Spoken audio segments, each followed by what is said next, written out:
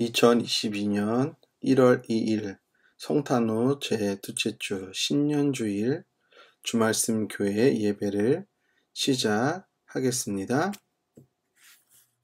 평화의 기도. 주님, 나를 평화의 도구로 삼아 주십시오.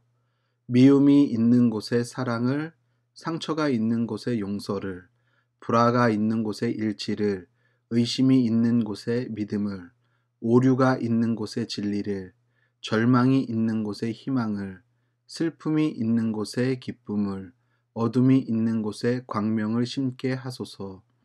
오 거룩한 주님, 위로를 구하기보다는 위로하게 하시고, 이해를 구하기보다는 이해하게 하시고, 사랑을 구하기보다는 사랑하게 하소서. 우리는 줌으로써 얻고, 용서함으로써 용서받고, 죽음으로써 영생에 이르기 때문입니다. 아멘. 교동문 76번 요한복음 1장입니다. 태초에 말씀이 계시니라. 이 말씀이 하나님과 함께 계셨으니 이 말씀은 곧 하나님이시니라. 그가 태초에 하나님과 함께 계셨고 만물이 그로 말미암아 지은 바 되었으니 지은 것이 하나도 그가 없이는 된 것이 없느니라.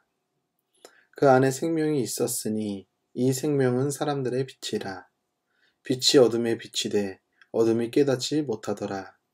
참 빛, 곧 세상에 와서 각 사람에게 비추는 빛이 있었나니 그가 세상에 계셨으며 세상은 그로 말미암아 지은 바 되었으되 세상이 그를 알지 못하였고 자기 땅에 오매 자기 백성이 영접하지 아니하였으나 영접하는 자, 곧 그 이름을 믿는 자들에게는 하나님의 자녀가 되는 권세를 주셨으니 이는 혈통으로나 육정으로나 사람의 뜻으로 나지 아니하고 오직 하나님께로부터 난 자들이니라.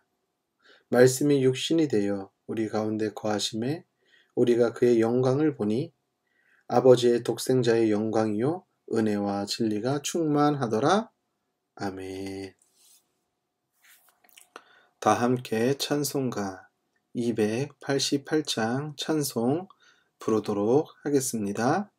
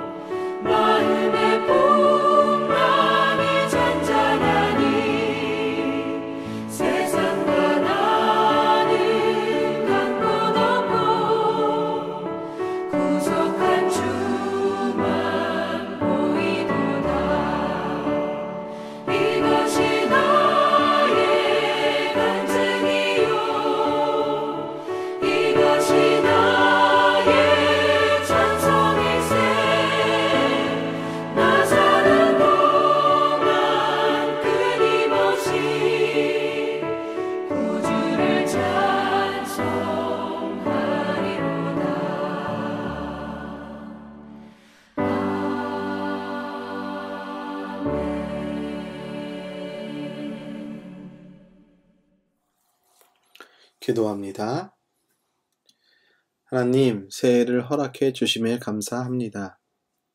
새롭게 시작된 새해에는 우리의 신앙이 조금 더 성숙되고 성장하는 해가 되길 소망합니다. 갈수록 세상살이는 힘들어지지만 그런 삶의 환경 속에서 믿음과 신앙의 성숙을 이룰 수 있는 우리들이 될 수 있도록 주님 새롭게 시작되는 임입년 새해에도 함께 하옵소서. 하나님, 오늘도 주님께서 세우신 교회들이 주님의 뜻을 따라 거룩한 공동체로 서가는 해가 되도록 주님 은총을 베풀어 주옵소서. 2년 동안 코로나로 인해 무너져 내린 교회의 신뢰와 모습이 새해에는 다시 회복되는 전화위복의 기회로 삼아 주님의 교회 공동체들이 더 낮은 자세로 더 겸손하게 세상으로 나갈 수 있는 은총도 더하여 주옵소서. 주님, 올해에는 이 나라를 이끌어갈 대통령을 선출하는 해입니다. 무엇보다 이 나라를 바르고 정직하게 이끌어갈 수 있는 대통령을 허락해 주옵소서. 권력에 사로잡혀 눈과 귀가 가려진 자가 아니라 국민들 앞에 겸손하며 바르고 정직하게 국민을 섬길 수 있는 건강한 지도자를 허락해 주셔서 이 나라를 잘 이끌어갈 수 있도록 주님 은총을 허락해 주옵소서. 주님, 여전히 코로나의 확산세와 위기는 우리 주변에 도사리고 있습니다. 벌써 코로나와 살아온 시간이 2년이라는 시간이 흘렀지만 코로나의 위협은 더욱더 우리의 삶에 많은 제약을 줍니다. 주님, 올 한 해에는 이런 힘들고 어려운 상황 가운데에서도 주님을 통해 희망을 엿볼 수 있는 해가 되도록 주님 우리와 함께 해 주옵소서. 지금도 세계의 복음화를 위해 애쓰고 수고하는 선교사님들의 헌신과 사역이 올해에도 아름다운 열매를 맺어 주님께 영광 돌리는 복된 해가 되도록 주님 은총을 허락해 주옵소서. 오늘도 주님께 예배하며 귀한 예물 드린 손길들을 주님 기억하시고 축복해 주시사 하늘의 신령한 복과 땅의 기름진 복으로 올 한 해도 풍성하게 채워주시는 은혜를 맛보게 하옵소서. 오늘도 우리와 함께 하시는 예수 그리스도의 이름으로 기도합니다. 아멘. 주말씀 소식 알려드리겠습니다. 주말씀 교회 영상을 시청하는 여러분을 예수님의 이름으로 축복합니다. 2022년 이민년 새해가 밝았습니다. 올 한 해도 주님의 은총이 있기를 빕니다. 1월 2일 예배부터 다시 대면 예배로 드립니다. 종교시설 방역 지침이 변경되었습니다. 백신 접종 완료자만 좌석수 70% 참석 가능합니다. 현장 예배 참석 시 마스크 착용, 발열 체크, QR 체크인 또는 출입 명부 작성을 해 주십시오. 주말씀 교회 설교 영상은 유튜브 동탄 주말씀 TV를 검색하시면 시청할 수 있습니다. 교회와 나라를 위해 기도에 힘쓰는 성도님들이 되길 바랍니다. 하나님의 말씀 보도록 하겠습니다. 하나님의 말씀은 구약성경 사무엘하 12장 1절로 7절까지에 있는 말씀입니다. 주님께서 예언자 나단을 다윗에게 보내셨다. 나단은 다윗을 찾아와서 이런 이야기를 하였다. 어떤 성읍에 두 사람이 살았습니다. 한 사람은 부유하였고 한 사람은 가난하였습니다. 그 부자에게는 양과 소가 아주 많았습니다. 그러나 그 가난한 사람에게는 사다가 키우는 어린 암양 한 마리 밖에는 아무것도 없었습니다. 그는 이 어린 양을 자기 집에서 길렀습니다. 그래서 그 어린 양은 그의 아이들과 함께 자라났습니다. 어린 양은 주인이 먹는 음식을 함께 먹고 주인의 잔에 있는 것을 함께 마시고 주인의 품에 안겨서 함께 잤습니다. 이렇게 그 양은 주인의 딸과 같았습니다. 그런데 그 부자에게 나그네 한 사람이 찾아왔습니다. 그 부자는 자기를 찾아온 손님을 대접하는데 자기의 양떼나 소떼에서는 한 마리도 잡기가 아까웠습니다. 그래서 그는 그 가난한 사람의 어린 암양을 빼앗아다가 자기를 찾아온 사람에게 대접하였습니다.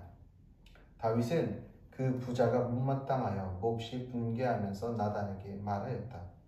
주님께서 확실히 살아계심을 두고서 맹세하지만 그런 일을 한 사람은 죽어야 마땅합니다.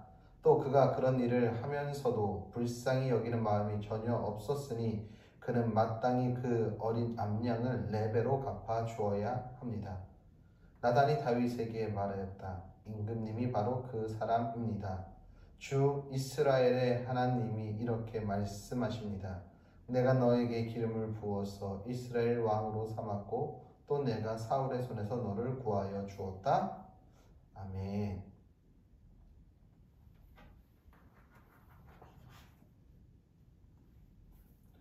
하나님 우리 아버지와 주 예수 그리스도께서 내려주시는 은혜와 평화가 여러분에게 있기를 빕니다. 부사리라는 말을 들어본 적이 있습니까? 부사리라는 것은 들이받는 버릇이 있는 소를 일컫는 말입니다. 송아지가 어느 정도 이제는 크게 되면은 자라면은 그 송아지의 힘을 사람이 통제할 수가 없습니다. 그래서 선조들이 우리 이제 한우라고 말하는 황소라고 말하는 한우들을 보면은 어렸을 때에 코를 뚫어서 거기에 고삐를 채웁니다.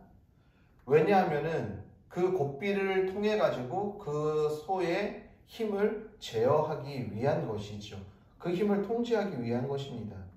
그렇게 힘을 통제당한 소들은 그 사람이 아무리 소가 크다 하더라도 그 힘을 쓰려고 할 때 그 고삐를 당기면은 소가 그 사람의 힘에 순종하게 된다는 것입니다.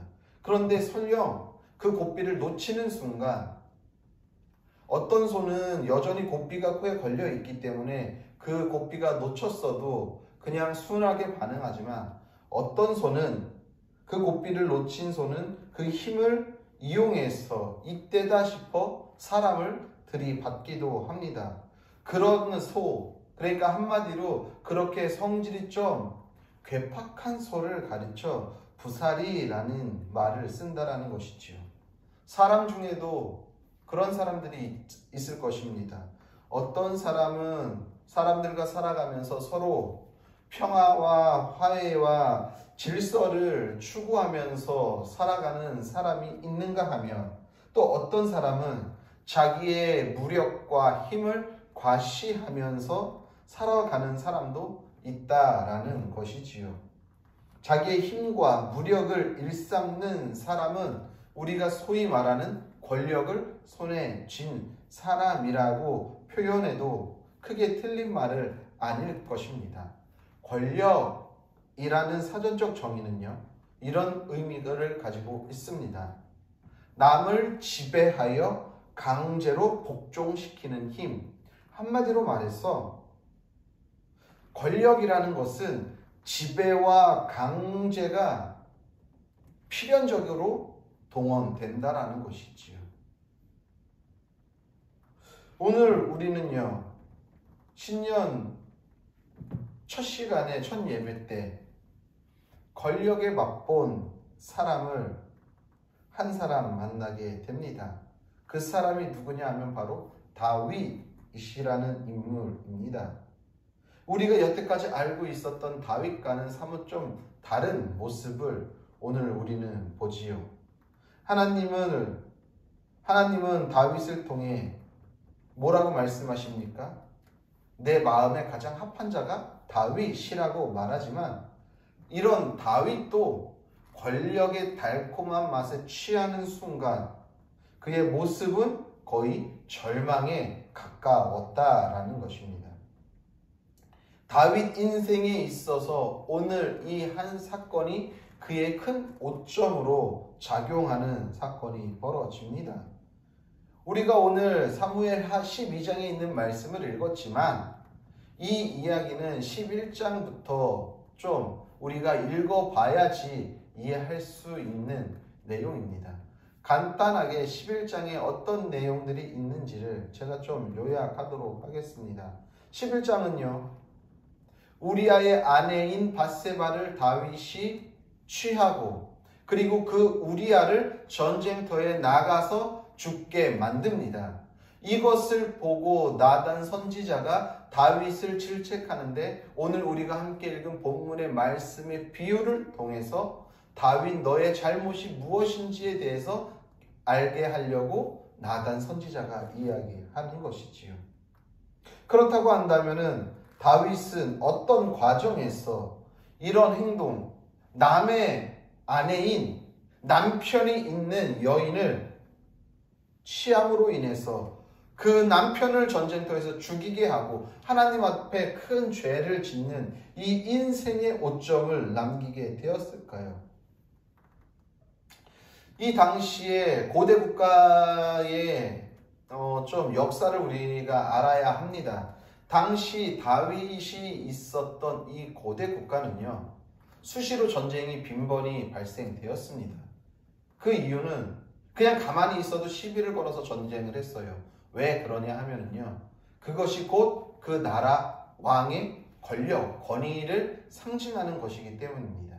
그리고 그 나라의 부를 축적하기 위해서는 전쟁을 통해서 거기서 많은 전리품들을 가지고 와야지 그 나라가 더 부흥하고 부강할 수 있는 거예요.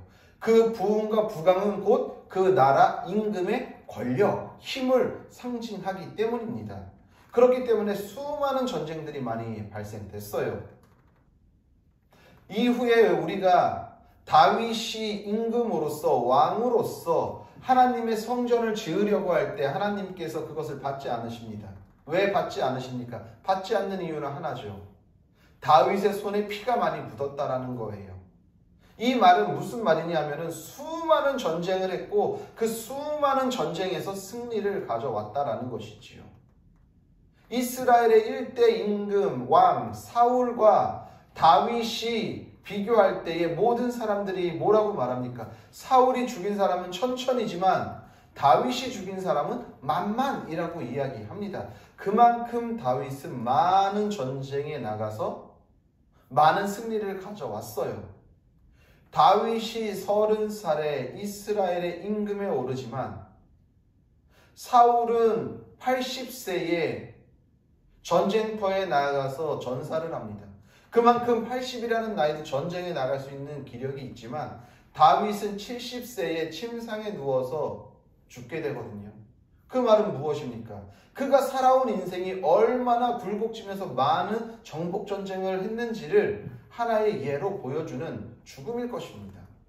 이와 같이 다윗은 많은 전쟁을 했고 그 많은 전쟁 안에서 승리를 가져왔습니다.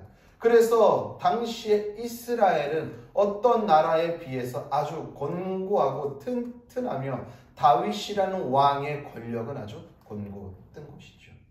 그러다 보니까 이제는 더 이상 다윗이 전쟁터에 나아가서 다윗의 힘을, 권력을 증명할 필요가 없는 거예요. 이미 많은 전쟁에서 다윗이 얼마나 권력이 강하며 얼마나 힘이 센지가 증명되었기 때문입니다.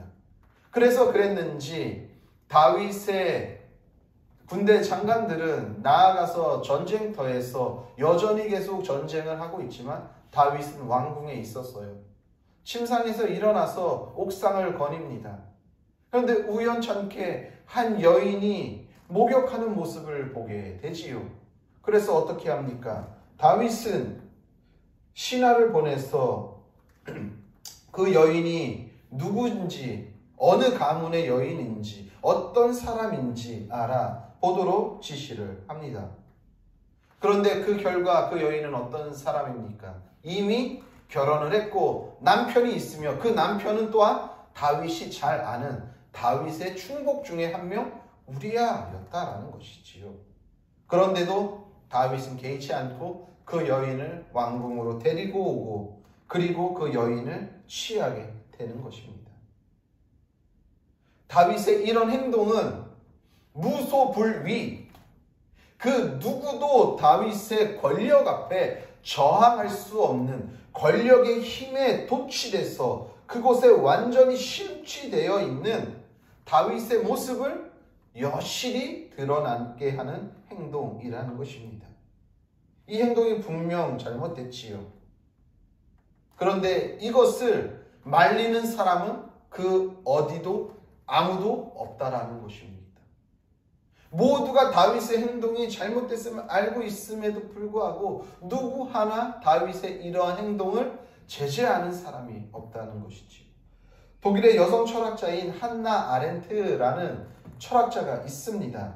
이 한나 아렌트가 쓴 책 중에 예루살렘의 아히히만이라는 책이 있는데 이 책을 통해서 한나 아렌트는 이런 이야기를 해요. 악의 평범성에 대한 이야기를 합니다. 이 책이 나온 배경은 이렇습니다. 1961년 12월 예루살렘에서 아히히만이 재판을 받게 됩니다.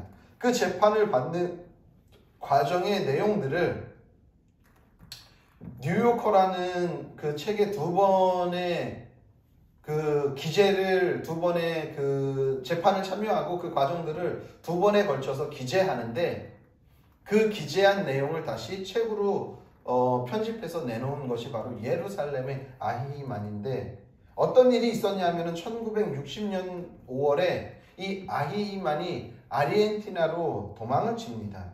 그런데 그곳에서 이스라엘의 비밀경찰 모사드에 의해서 체포돼서 예루살렘에 압송되어서 그곳에서 재판을 받게 되는 것이죠. 한나 아렌트는요, 유대인을 수백만 명이나 비참하고 수백만 명의 비참과 고통에 직접적으로 개입했던 이 아히히만을 생각할 때 되게 잔혹한 악마라고 생각했습니다. 그리고 그는 일반 사람과 전혀 다를 거라고 생각했죠. 그래 이상한 성격을 가지고 있을 거라고 생각했습니다.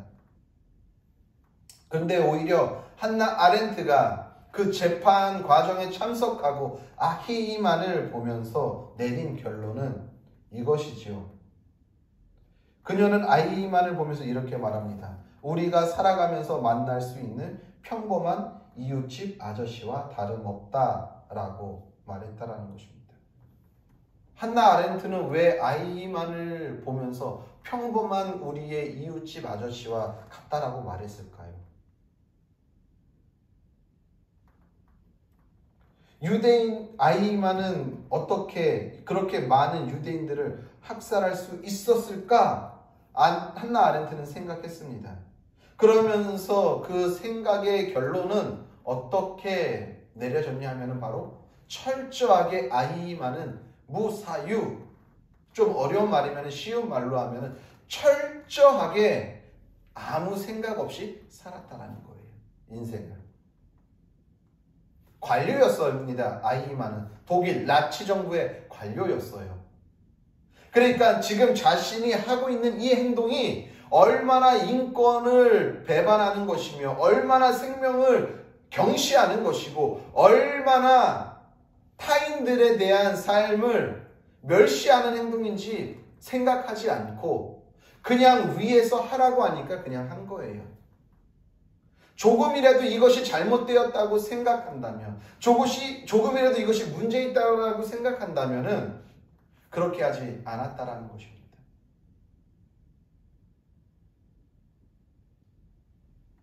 바로 무사유에서 이러한 끔찍한 일을 벌이게 됐다라는 것입니다.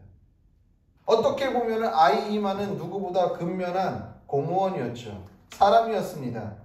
그렇기 때문에 위에서 지시한 일이 부당하던 부당하지 않던 아무 생각하지 않고 기계적으로 그냥 위에서 지시가 내려왔으니까 한 거예요. 따른 거예요. 만약에 아히히만이 생각하고 수만 명을 죽이는 그 학살에 자기가 동참하는 것이 얼마나 끔찍한 일이라고 생각만 했다고 한다면 그렇게 끔찍한 일을 시행하지 않았을 것입니다. 다시 다윗으로 넘어오면 다윗도 마찬가지예요. 권력에 심취하고 도취한 나머지 결국 타락하고 마는 것이죠. 오늘 우리가 함께 읽은 본문의 말씀은 아니지만 11장에 있는 말씀을 보면은 자주 등장하는 단어가 하나 있습니다. 그것은 어떤 단어이냐면 보내다라는 단어예요. 이 단어야말로 권력이 작동하는 방식이지요. 아이만도 마찬가지지요. 위에서 내려오니까 그냥 그것에 순응해서 아무 생각 없이 한 것이라 다윗이 그냥 위에서 말하는 거예요. 직접적으로 보내는 거예요. 뭐라고 보냅니까? 1절에 이스라엘 군대를 전쟁터로 보내고 목욕하는 여인이 누구인지 전령을 보내서 알아보게 하고 그리고 또 전령을 보내서 그 여인을 데려오게 하고 이 계속 보내지 않습니까? 그리고 그 여인이 임신했다라는 소식을 듣자 전쟁터에 있는 우리아를 다시금 그의 집으로 가정으로 보내고 그게 이제 먹히지가 않으니까 통하지가 않으니까 우리아 손에 편지를 써서 그 장군 요압 장군에게 그 편지를 또 보내는 거예요. 그래서 요압은 그것을 보고 우리아를 전쟁의 최전방에다 앞세워서 결국에 전사하게 만드는 것이죠. 계속해서 보내는 거예요. 왜? 권력이니까. 보내면은 다 그 말에 따라야 하니까. 아무도 그것에 아니라고 반기드는 사람이 없는 거예요. 왜? 그 권력이 너무나도 막강하기 때문에. 그런데 오늘 우리가 함께 읽은 본문을 말씀을 보면은 어떻게 처음 시작합니까? 1절을 보면 이렇게 합니다. 1절에 이렇게 시작되죠. 주님께서 예언자 나단을 다윗에게 뭐라고요? 보내셨다.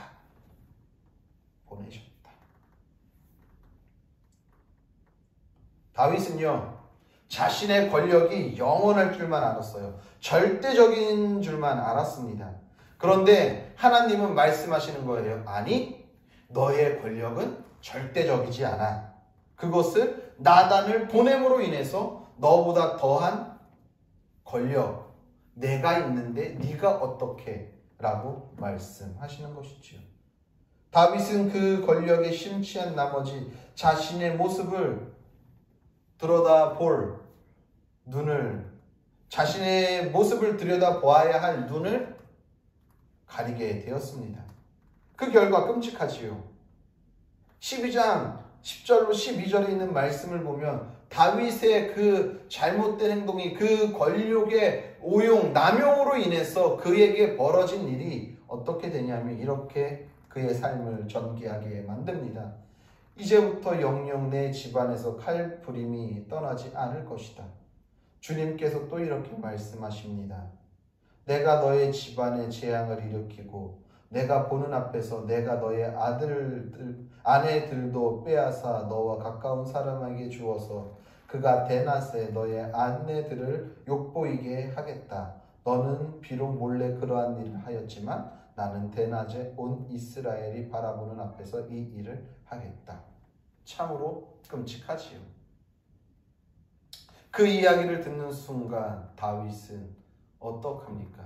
바로 하나님 앞에 무릎 꿇고 회개한다라는 것이지요. 자신의 모습을 다시 들여다보게 되는 거예요. 권력에 심취해서 눈에 비늘이 씌어서 자기의 모습을 들여다볼 만한, 사유할 만한 이러한 모든 것들이 가려졌는데 나단 선지자를 통해서 그 엄중한 경고의 메시지를 통해서 그 눈에 씌었던 비늘이 벗겨지는 순간 자신의 모습을 들여다보게 되고 생각하게 되고 성찰하게 되었다라는 것입니다. 오늘 우리가 읽은 본문은 나단이 이 이야기를 하기 전까지 너가 얼마나 잘못된 행동을 하고 있는지에 대한 비유의 말로 이야기하는 것입니다. 오늘 본문 어려운 본문 아니지요. 한 부자가 있었고 한 가난한 사람이 있었습니다. 부자는 다윗을 의미하는 것이고 가난한 사람은 우리아를 의미하는 것이지요. 그런데 이 부자는 자기가 많은 것을 누리고 있으면서도 고작 한 명 그 밧세바라는 아내 하나를 두고 있는 그것까지도 이 다윗은 용납하지 못하고 그 힘을 이용해서 그 밧세바까지도 취하는 모습을 나단 선지자는 빗대서 다윗에게 이야기하는 것입니다. 참으로 나단은 대단합니다. 다윗은 화를 내어 그 비유를 들으면서 아니 내가 통치하고 있는 이러한 나라에서 어디 그렇게 베어먹지 못한 녀석이 있느냐라고 화를 내지요. 그럴 때 나단 선지자는 어떻게 이야기합니까? 그 사람이 바로 당신입니다 라고 이야기하는 것이죠. 참으로 대단한 용기입니다. 권력자에 맞서서 그 사람이 바로 당신이라고 말할 수 있는 용기가 어디서 나왔을까요? 그나마 다행인 것은 그랬을 때 나단의 목을 치는 다윗이 아니라 깜짝 놀라서 다윗이 자신의 모습을 그 이야기를 들을 수 있다라는 것이 다윗에게는 희망적인 것이지요. 권력에 사로잡히면은요 우리의 눈을 가려요. 우리의 생각을 마비시켜요. 권력에 도취하면은요 아무것도 들리지 않는 거예요. 폭군이 되어버린다고요. 우리 잘 알고 있잖아요. 올해 3월이면은 대통령 선거가 있어요. 어떤 대통령을 뽑아야 할지 마음에 준비하고 계신 분들이 있을지 모르겠습니다. 어떻게 보면 우리나라 대통령은 최고의 권력이 있지요. 그 권력을 사유화하느냐 아니면 그것을 국민에게 돌리느냐는 천지차이인 거예요. 다윗은 그 권력을 사유화했어요. 그 권력의 힘에 맛보고 도취되어서 그 권력을 막 휘둘렀다고요.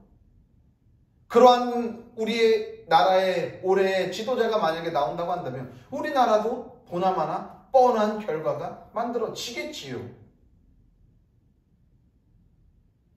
이 권력이 맛을 들이면 심취하고 도취하면 눈을 가리고 생각을 가린다고요. 그러면 내 안에 있는 잘못, 내 안에 있는 거짓, 내 안에 있는 욕망들을 볼 수 있는, 걸러낼 수 있는 필터가 작용하지 않는 거예요. 그런데 이것은 권력자들만 해당될까요? 우리도 각자의 삶에서 마찬가지예요. 우리 삶 가운데에 있는 이러한 모습들을 필터로 걸러내지 않으면 계속해서 우리가 생각하지 않고 내 모습을 들여다보지 않으면 우리도 다윗과 똑같이 될 수 있고 아히만과 똑같이 될 수 있다는 겁니다. 때로는 우리 주변에서 누군가가 직언하는 나단과 같이 직언하는 사람이 있어요. 야 그렇게 하면 안 돼. 네가 뭔데 나한테 그렇게 이야기해? 이게 아니라 네가 나한테 이렇게 이야기하는 데에는 그래도 뭔가 일리가 있구나. 한번 내 모습을 들여다봐야겠구나. 생각하고 내 모습을 성찰하고 들여다볼 때에 이 부분이 틀어졌구나. 이런 사람의 희망이 있지요. 근데 아무리 주변에서 직언을 하고 우회적으로 비유적으로 이야기를 해도 그 권력에 심취하고 내 자아에 충만한 모습으로 전혀 그것을 들으려고 하지 않고 눈과 귀를 닫으면요 아히만처럼 수만의 유대인을 학살할 수도 있는 것이고요. 다윗처럼 그의 충복도 전쟁터에 나가서 죽게 만들 수 있다라는 사실입니다. 적어도 다윗은요. 나단이 그렇게 이야기했을 때 자신의 모습을 들여다봅니다. 성찰해요. 사유해요. 그 결과 자신의 잘못을 깨닫고 뉘우치지요. 다윗의 위대함이 어디에 있는 줄 아십니까? 그렇게 높은 자리에 그러한 막강한 권력에 있을 때에 나단의 말 무시해도 됨에도 불구하고 그 말을 귀담아 듣고 자기의 모습을 성찰하고 자기의 모습을 들여다보고 사유함으로 인해서 그것을 바꾸기 때문에 다윗이 위대한 거예요. 에이 다 할 수 있는 건데 여러분 그게 가능할까요? 저는 그런 모습을 많이 봐요. 목사로서 교단의 많은 큰 교회 목사님들의 모습을 볼 때에 그 큰 교회에서 잘못이 있었을 때 자기의 잘못을 시인하는 목회자를 미안하고 죄송하지만 본 적이 거의 없어요. 정치인들 보십시오.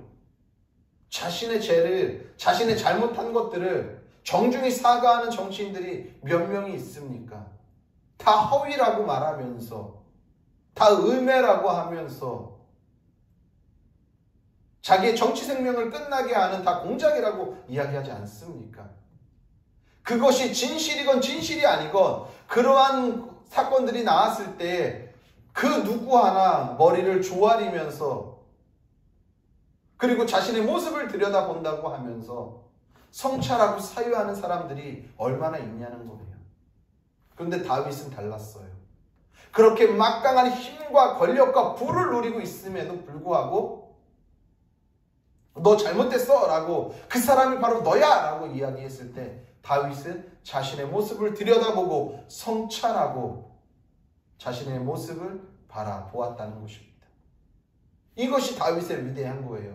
다윗이 죄를 짓지 않기 때문에 위대한 것이 아니라 죄를 지은 가운데서도 다시금 돌이켜서 자신의 모습과 자신의 상태를 보고 틀어진 것을 하나님 앞으로 가져올 수 있었기 때문에 하나님도 다윗을 통해서 내 마음에 합한 자라고 이야기했던 이유가 바로 여기에 있다라는 것입니다.